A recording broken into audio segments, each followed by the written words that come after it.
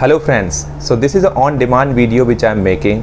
आजकल आपने देखा होगा पिछले 1 महीने या 2 महीने में there have been lot of IPO which are coming in the market. Like अगर आप नाम लेते हैं बड़े प्लेयर्स का, Zomato, Clean Science Technology, Glenmark Life Science IPO, Tatvam Chintan Pharma IPO, तो बहुत सारे IPOs मार्केट में आए, लिस्ट हुए, लोगों को 70-80% 100% के रिटर्न्स भी दिए। But there have been lot of questions coming around कि ये IPO कौन से ऐसे IPO हैं, कौन सी ऐसी कंपनी है जो सेकेंडरी मार्केट लिस्टिंग के बाद सस्टेन करेंगी, अपने इन्वेस्टर को ईयर ऑन ईयर पैसा कमा के देंगी। सिर्फ लिस्टिंग गेंस दे करके ये कंपनी वैनिश नहीं हो जाएंगी मार्केट में। इन कंपनीज़ के रिजल्ट्स क्वार्टर ऑन क्वार्टर और कमिंग ईयर्स में अच्छे आते रहेंगे। सो बहुत ज़रूरी है कि हम 2-3 कंपनीज़ को पिक करें जो मेरे फ्रेंड्स और फैंस और फॉलोअर्स मेरे से रिक्वेस्ट करते आ रहे हैं कि let's talk about these companies. तो जिन 3 कंपनीज़ के बारे में सबसे ज़्यादा रिक्वेस्ट आती हैं, सबसे ज़्यादा बातें करते हैं लोग, तो पहली कंपनी है उस लिस्ट में है वो है जोमेटो। दूसरी कंपनी उस लिस्ट में आती है क्लीन साइंस, और तीसरी कंपनी आती है जो सबसे लेटेस्ट लिस्टिंग हुई थी, तत्व चिंतन फार्मा की। तो इन तीनों कंपनीज़ की लिस्टिंग के बारे में बता दूं, तीनों कंपनीज़ में बहुत ही वंडरफुल लिस्टिंग दी है। 76 का इश्यू प्राइस के अगेंस्ट जोमेटो जाके लिस्ट हुआ था करीबन 130-135 में। अभी उसका प्राइस 135 और 140 के बीच में चल रहा है। 900 के आसपास का क्लीन साइंस का जो प्राइस था उसके अगेंस्ट वो जाके हुआ था 1600 के प्राइस में, और the price is around 1650 to 1700। तत्व चिंतन की बात करें तो इन तीनों कंपनीज़ में सबसे बम्पर लिस्टिंग तत्व चिंतन ने दी थी। करीबन 1100 का जो उसका लिस्टिंग प्राइस था, इश्यू प्राइस था, उसके बाद वो कंपनी जाके लिस्ट हुई थी करीबन 2200-2300 में, और अभी भी उस कंपनी के प्राइस करीबन 2300 चल रहे हैं। नाउ आप बात करते हैं कि कौन सी कंपनी आपके पोर्टफोलियो में आपको लॉन्ग टर्म के लिए रखनी चाहिए, कौन सी कंपनी को बेच करके निकल आना चाहिए, या इन 3 में से ऐसी कौन सी कंपनी है अगर आपको IPO में अलॉटमेंट नहीं मिली या सिर्फ 1 लॉट मिले, कम शेयर्स मिले, तो ऐसी कौन सी कंपनी है जिनमें आपको सेकेंडरी मार्केट से परचेज़ करनी चाहिए। सो नाउ पहली कंपनी पिक करते हैं जोमेटो। जोमेटो मेरा अगर पर्सनल एडवाइस पूछेंगे, मेरी अगर पर्सनल चॉइस पूछेंगे, तो जोमेटो में मैंने किसी भी एक भी लॉट के लिए, मैंने अलॉटमेंट के लिए अप्लाई भी नहीं करा था। So this is my personal choice कि मैंने उस कंपनी के शेयर्स के लिए अप्लाई ही नहीं करा था IPO में। तत्व चिंतन और क्लीन साइंस दोनों के लिए अप्लाई करा था। अनफॉर्चुनेटली तत्व चिंतन में मुझे कोई अलॉटमेंट नहीं आई, क्लीन साइंस में मुझे 1 लॉट की अलॉटमेंट आई थी। उसके बाद मैंने क्लीन साइंस और तत्व चिंतन को सेकेंडरी मार्केट में भी जा कर के ख़रीदा। लेकिन जोमेटो जो कि 125, 30, 35 के प्राइस के आसपास घूम रहा है, मैंने उस कंपनी का एक भी स्टॉक अपने डीमैट अकाउंट में नहीं खरीदा, ना ही मैंने IPO में अप्लाई करा था। अब ऐसा क्यों है, जब दुनिया में बज़ है उस चीज़ के लिए कि एक कंपनी जो कि पहले ही दिन, स्टॉक लिस्टिंग के पहले ही दिन market cap 1 lakh crore hit करती है, उस कंपनी के स्टॉक में क्यों नहीं खरीद रहा हूँ? अपने फ्रेंड्स और अपने दोस्तों को मैं क्यों नहीं बोल रहा हूँ कि उस कंपनी के स्टॉक आप जाके अपने पोर्टफोलियो में खरीदो? There is a reason behind it.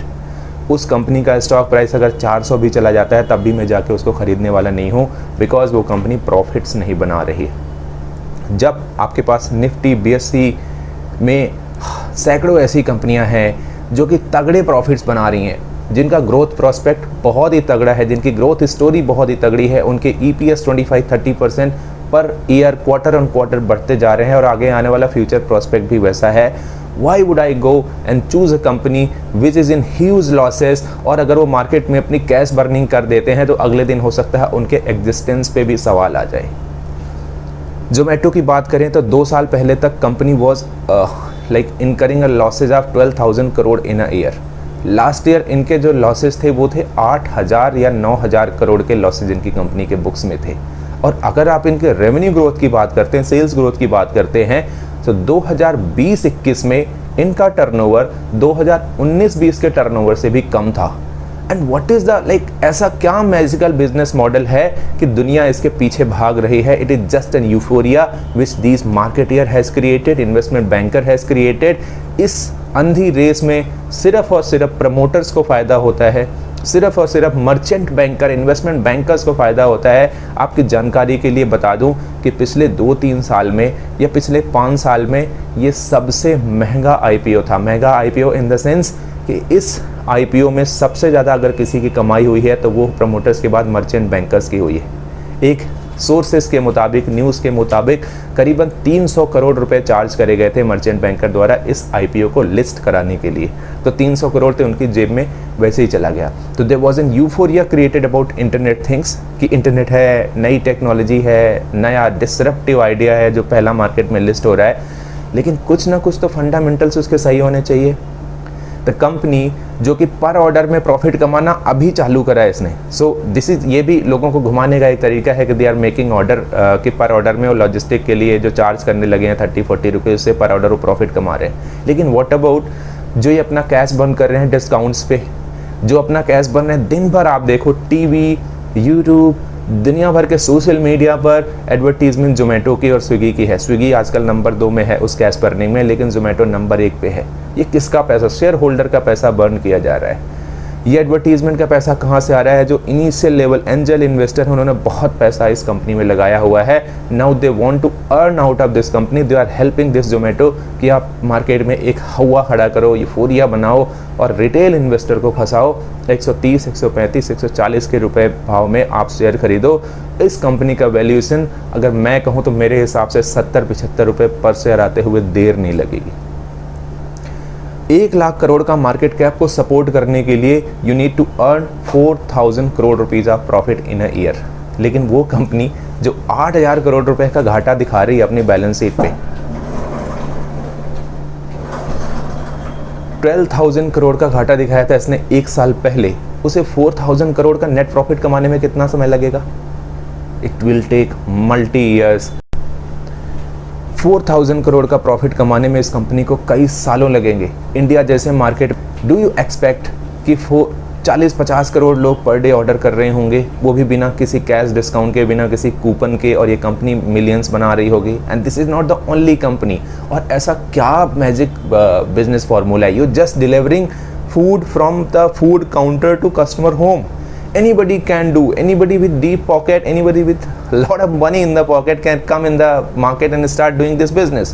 Swiggy already कर रहा है, बाकी सारे छोटे मोटे प्लेयर्स लोकल शहरों में टियर 1 टियर 2 में ऑलरेडी कर रहे हैं। You have players, set player, big player like Flipkart and Amazon in the market, जिनका लॉजिस्टिक सिस्टम पहले से ही बहुत स्ट्रॉन्ग है and they can come and start doing this any time, any point of time. Ola can do, Uber can do this things. तो बहुत सारे competitor हैं market में। अमेजोन की इतनी डीप पॉकेट है कि अगर वो उन्होंने कल को फूड डिलीवरी करना चालू कर दिया, how is Swiggy gonna compete with them या Zomato gonna compete with them? I don't understand. जहाँ तक कि सोर्सेज हैं, जहाँ तक कि न्यूज़ हैं, ऑफिशियल न्यूज़ हैं कि पायलट प्रोजेक्ट अमेजोन ने ऑलरेडी लॉन्च कर दिया है फूड डिलीवरी का बेंगलोर में, और कुछ जगह ये पायलट लॉन्च हुआ है और सक्सेसफुल भी है। तो यू नेवर नो कि जेफ बेजोस कब इंडियन मार्केट में डिलीवरी का काम करने फिर से उतर आए और जोमेटो की बैंड बज जाए।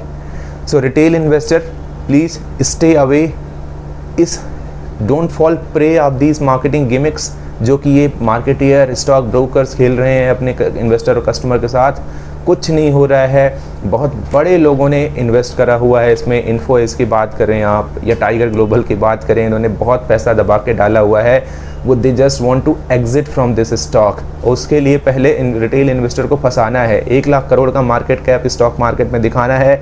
आप और हमारे जैसे इन्वेस्टर जब 135-140 रुपीज़ के प्राइस में इसको खरीद लेंगे तो gradually prices will start coming down, और वो टाइम दूर नहीं होगा जब ये स्टॉक 70-75 के भाव में ट्रेड कर रहा होगा। So there is no future.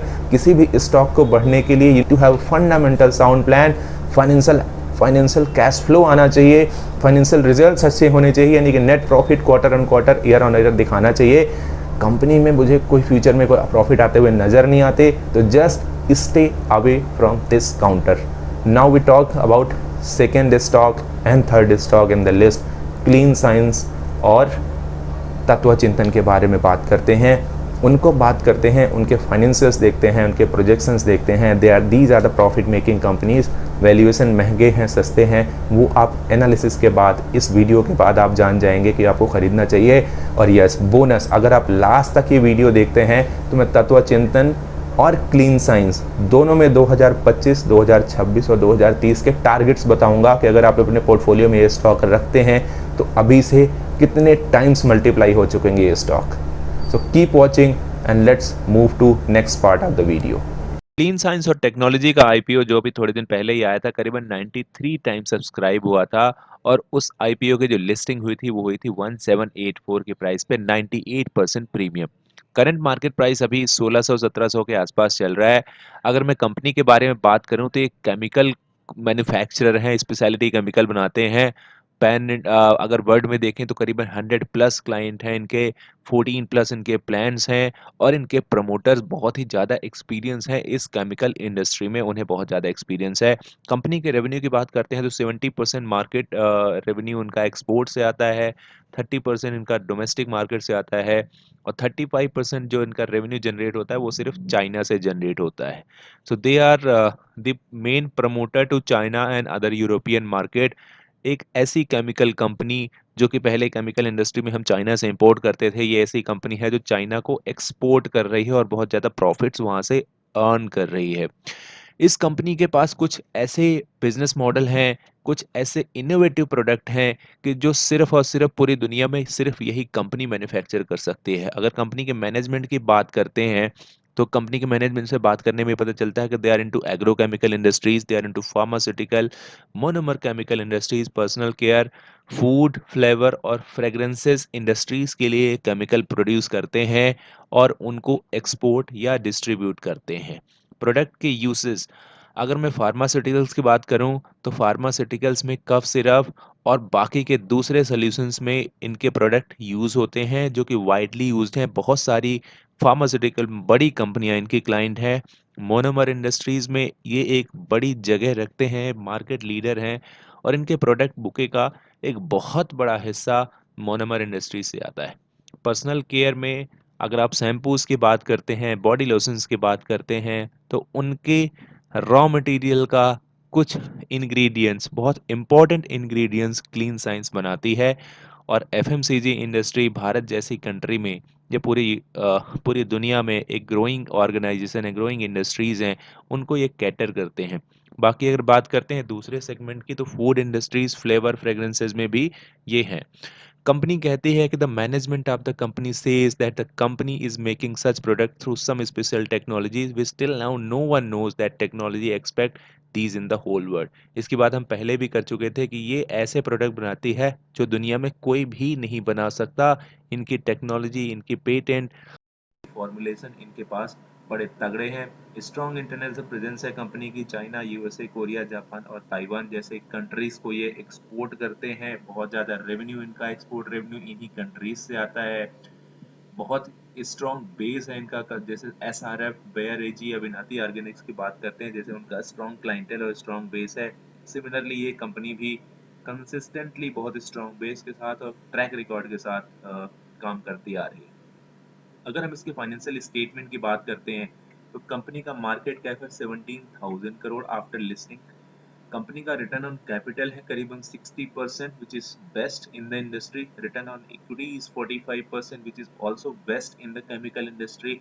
ROE और आरओसीई दो बहुत स्ट्रॉन्ग फंडामेंटल रेशियोज हैं जो किसी कंपनी की परफॉर्मेंस के बारे में आपको बताते हैं कि कोई कंपनी कितनी इफिशिएंटली अपने कैपिटल और अपनी इक्विटीज को यूटिलाइज करती है उसे प्रॉफिट्स में या रेवेन्यू में कन्वर्ट करने के लिए। These are the two strong parameter. हालांकि केमिकल इंडस्ट्री के बहुत सारे स्टॉक्स का आरओई और आरओसीई 30 से ऊपर है, but ROCE is more than 60 is definitely high. Debt to equity is zero, इसका मतलब है कि कंपनी के पास कोई कर्ज नहीं है, कोई लोन नहीं ले रखा है। अगर हम इसकी सेल्स ग्रोथ की बात करते हैं तो पिछले 5 सालों में जो इसकी ग्रोथ है वो 30% है, पिछले 3 सालों में 29%। अगर प्रॉफिट्स की बात करते हैं तो पिछले 5 सालों में 49% ईयर ऑन ईयर के प्रॉफिट्स इन्होंने कंपनी ने जनरेट करे हैं। अगर पिछले 3 साल की बात करते हैं तो कंपनी ने 60% के प्रॉफिट ग्रोथ दिखाई है पिछले 3 साल में, which is a fundamental growth. Operating profit margin की बात करते हैं तो this is 30 to 50%। 30 to 50% operating profit margin. आप यू कैन इमेजिन कि एक प्रोडक्ट आप बनाते हैं 100 रुपए का और उसमें आपको 30 से 50 रुपए का प्रॉफिट मिलता है, तो kind of profit you will generate in your coming years. अगर कंपनी की ईपीएस ग्रोथ की बात करें तो पिछले 5 सालों में ईपीएस ग्रोथ इज 49% और पिछले 3 सालों में EPS growth is like more than 60%। तो 60% ईपीएस ग्रोथ के बाद कंपनी कहाँ जाएगी ये आपको पता होना चाहिए। कंपनी की फाइनेंशियल प्रोजेक्शन के बारे में अगर हम बात करते हैं तो अगर अभी का ईपीएस आप देखते हैं तो कंपनी का fair value is around 15 to 1600, अपने फेयर वैल्यू के आसपास ही कंपनी चल रही है। तो अगर आपको अलॉटमेंट मिला है या आपने 1500 या 1600 के भाव में खरीदा है तो उस कंपनी को भूल के भी बेचना मत, क्योंकि आपने फेयर वैल्यू के आसपास की बाइंग करी हुई है और यहाँ से सिर्फ और सिर्फ आपको सिर्फ अपसाइड देखने को मिल सकते हैं, डाउन साइड तो यहाँ से बिल्कुल नहीं आएगा। तो अगर आपने अलॉटमेंट मिला है और इसे 1500 या 1600 के भाव में अगर कंपनी का आपको स्टॉक मिलते हैं तो यहाँ पे एक्यूमुलेट करने की कोशिश करिए, प्रॉफिट बुकिंग करने की कोशिश बिल्कुल मत करिए। कुछ कंपनी ऐसी होती हैं जो आपको पोर्टफोलियो में रखनी होती है, बेचने के लिए नहीं होती है। विप्रो, इन्फोसिस, एचडीएफसी, ऐसे बहुत सारे एग्जाम्पल हैं जिन्होंने स्टॉक टाइम के पहले बेच दिया, वो आज तक भी हाथ मल रहे हैं और पछता रहे हैं कि उनको ये स्टॉक होल्ड करने चाहिए थे, क्योंकि ऐसे स्टॉक आपका 1-2 गुना रिटर्न नहीं, करीबन 50 या 100 गुना आपका कैपिटल एप्रिसिएट करते हैं। अगर ईपीएस प्रोजेक्शन की बात करें तो पिछले 5 सालों में जैसी ग्रोथ हुई थी उसी हिसाब से हम सोचते हैं कि 35% अगर रेवेन्यू ग्रोथ होती है, 20% अगर रेवेन्यू ग्रोथ होती है तो इसका ईपीएस अगले 5 सालों में 35% के हिसाब से बढ़ेगा। तो मिनिमम ईपीएस हम मानते हैं कि 35 और 40% करीबन करीबन यहाँ से आने वाले कमिंग ईयर्स में, अगले आने वाले 5 से 10 सालों में इसका ईपीएस बढ़ेगा। उस ईपीएस प्रोजेक्शन के हिसाब से हम जानने की कोशिश करते हैं कि कंपनी के प्राइस मूवमेंट कैसे होने वाले हैं इस प्राइस से जो भी है। तो अगर आप कंपनी का मानते हैं कि केस टू, जो कि पिछले 3 सालों की परफॉर्मेंस उसकी बहुत अच्छी रही है, अगर हम मानते हैं कि 35 की जगह उसका ईपीएस ग्रोथ 45% होता है, तो दो सिनेरियो है मेरे पास कि 2021 के बाद देर आर टू सिनेरियोज, 35% और 45%। तो 35% के अगर हम बात करते हैं तो कंपनी का भी जो लास्ट ईपीएस था वो करीबन 18 रुपए 70 पैसे था। का 35% के हिसाब से बढ़ता रहता है। तो अगले 5 सालों में यानी 2026 में इस कंपनी का ईपीएस क्या होने वाला है उस पर एक नजर डाल लेते हैं। Let's calculate that EPS. तो 1870 जून क्वार्टर के भी इसके रिजल्ट आ चुके हैं, उसके बाद एडजस्टेड ईपीएस है 27 और कंपनी का जो पीई है, अभी का प्राइस टू इक्विटी रेशियो है, वो है करीबन 85। अगर यही पीई रेशियो अगले 4-5 साल तक मेंटेन होता है तो कंपनी के प्राइसेस कैसे मूव करेंगे वो भी हम जानने की कोशिश करते हैं अभी। 35% के हिसाब से कंपनी का ईपीएस होगा 2026 में 83 रुपीज, जो अभी करंट चल रहा है 18 रुपए 70 पैसे। अगर इसकी वैल्यूएशन लगाएं, अगर फेयर पीई का वैल्यूएशन लगाते हैं 60 का पीई, तो कंपनी की वैल्यूएशन होगा 4980। और अगर कंपनी ग्रो करती है 85 के पीई से ग्रो करती रहती है और यही ईपीएस रहता है तो करीबन 7000 हो चुका होगा प्राइस। अगर हम सेकेंड वैल्यूएशन में आते हैं, सेकेंड सिनेरियो में आते हैं कि कंपनी का ईपीएस ग्रो करेगा 45% के हिसाब से, तो 2026 में इसका जो प्राइस होगा फेयर पीई वैल्यूएशन के हिसाब से 7140। और अगर मार्केट का पीई जो 85 चल रहा है, अगर यही पीई मेंटेन करके रखती है कंपनी, तो कंपनी का पर शेयर प्राइस होने वाला है 10,115 रुपए। तो अगर आप ये होल्ड कर रहे हैं शेयर 2026 तक और आपने खरीदा है इसको 1585 रुपए के भाव में, तो 2026 तक क्या एनुअल ग्रोथ या एनुअल रिटर्न आप एक्सपेक्ट कर सकते हैं? केस वन के हिसाब से जहाँ पे 35% ईपीएस ग्रोथ होगी, वहां पे अगर आप देखते हैं फेयर पी के हिसाब से 25% का एनुअल ग्रोथ और मार्केट पी के हिसाब से 35% का। केस टू के हिसाब से अगर 45% ईपीएस ग्रोथ होता है तो आपको जो पी वैल्यूएशन वही मिलती है 35% आपको ईयर ऑन ईयर प्रॉफिट मिलेंगे और 44% आपको मार्केट पी के हिसाब से मिलेंगे। नाउ लेट्स टॉक अबाउट तत्व चिंतन। अगर हम उसकी बात करते हैं तो मार्केट कैप है कंपनी का 5027 करोड़, ये भी अभी रिसेंट लिस्टिंग हुई है। Current market price is 2268। Stock का पीई है 96, ROCE is 28, ROE is 36.9%, company का फेस वैल्यू है 10 और कंपनी का ईपीएस जो लास्ट ईयर था वो करीबन 28 रुपए था। अगर कंपनी के फ्री कैश फ्लो की बात करते हैं तो ये नेगेटिव 21.9 करोड़ है और लास्ट 1 ईयर में अगर फ्री कैश फ्लो की बात करते हैं तो है 3.37 crore, which is improving. Debt to equity is 0.54, which is reasonably good। Net worth company का है 166 करोड़, जो कि 5000 करोड़ के मार्केट वैल्यूएशन के हिसाब से थोड़ी सी कम है, इससे ज्यादा होना चाहिए था। अगर हम कंपनी को कंपेयर करते हैं इसके पीयर से, तो पिडीलाइट जो कंपनी है उसका पीई रेशियो है 102, तत्व चिंतन का है 96, दूसरे प्लेयर्स लाइक दीपक नाइट्रेट का है 28, एल्कालामाइन का है 75.62। आरओसीई की बात करते हैं तो आरओसीई तत्व चिंतन का है 28, बाकी सारी केमिकल कंपनी किसी का 29, 39 या 75 के आसपास है, 55 के आसपास है। तो any PE ratio greater than 30 या 28 से भी अगर ऊपर है तो आरओसीई एक अच्छा आरओसीई माना जाता है। 20 से या 25 से ऊपर का आरओसीई अच्छा है। हालांकि केमिकल इंडस्ट्रीज में ये 30 से ऊपर भी है। मार्केट कैप की बात करते हैं तो मार्केट कैप में पीडीलाइट इस मार्केट लीडर और तत्व चिंतन अभी अभी लिस्ट हुई है, इसलिए इसका मार्केट कैप करीबन 5000 करोड़ का है। डेट टू इक्विटी की बात करें तो पीडीलाइट जैसी कंपनियां अभी डेट फ्री हो चुकी हैं, जबकि इस कंपनी के पास अभी 0.54 का डेट टू इक्विटी रेशियो है। मतलब 2-3 हजार कंपनी के पास 1000-2000 करोड़ का अभी भी कंपनी के बुक्स में डेट है। रिटर्न ऑन इक्विटी की बात करते हैं तो तत्व चिंतन का रिटर्न ऑन इक्विटी बहुत ही अच्छा है। It is 37%। तो अपने इक्विटी को बहुत अच्छे से यूटिलाइज कर रहे हैं। अगर कंपाउंड सेल्स ग्रोथ की बात करें तो पिछले 3 सालों में 30% का ग्रोथ दिया है इन्होंने। अगर कंपाउंड प्रॉफिट ग्रोथ की बात करते हैं, this company has grown over more than 62% year on year in last 3 to 4 years। 3 साल का अगर ईपीएस ग्रोथ की देखते हैं, हिस्ट्री देखते हैं, तो करीबन 60% ईपीएस ग्रोथ हुई है। हालांकि पिछले 10 सालों में ये ईपीएस ग्रोथ इतनी प्रॉमिसिंग नहीं दिखती, वो सिर्फ और सिर्फ 12% के आसपास थी। अगर हम ईपीएस एक्सपेक्ट करें कि 2021 में जो ईपीएस है वो 29 है और पीई रेशियो है उसका 60 to 70 1740 का जो फेयर वैल्यूएशन निकल के आता है कंपनी का, वो 1740 का निकल के आता है। लेकिन अगर कंपनी 2200-2300 में ट्रेड करती है तो कंपनी थोड़ी सी ओवर वैल्यूड लगती है। तो मुझे लगता है कि अगर इस कंपनी में फ्रेश एंट्री आपको करनी है तो you have to wait for the little correction in the market और इस कंपनी के प्राइसेस थोड़े से नीचे आने दीजिए। अगर आपको आईपीओ मिला है तो आप जरूर रखिए। Revenue growth can be in the range of 15 to 20% in next 5, 10, 15 year, जो कि generally Indian chemical industry sector में, इंडियन केमिकल के स्पेस में अगर देखते हैं तो ये ग्रोथ इनको बड़ी आसानी से मिलती है। ईपीएस ग्रोथ में रिमेन एट मिनिमम 30% अगर हम बात करते हैं। तो 2024 में अगर हम आज की प्रोजेक्शन करते हैं तो 2024 में इनके पास जो ईपीएस होगा वो 57 का होगा और फेयर पी के हिसाब से अगर 60 का पी देते हैं तो इस कंपनी का प्राइस होगा 3420। और 2024 में अगर हम इसको मार्केट पी देते हैं जिनका करंट पी चल रहा है तो इस पी की वैल्यूएशन के हिसाब से इनका मार्केट प्राइस होगा 5130 रुपए।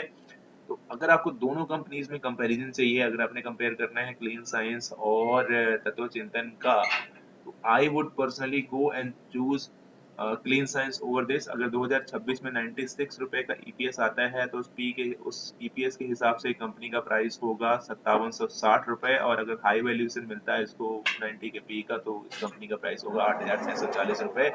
But at any case these two company are better than Zomato. Thank you for watching this channel.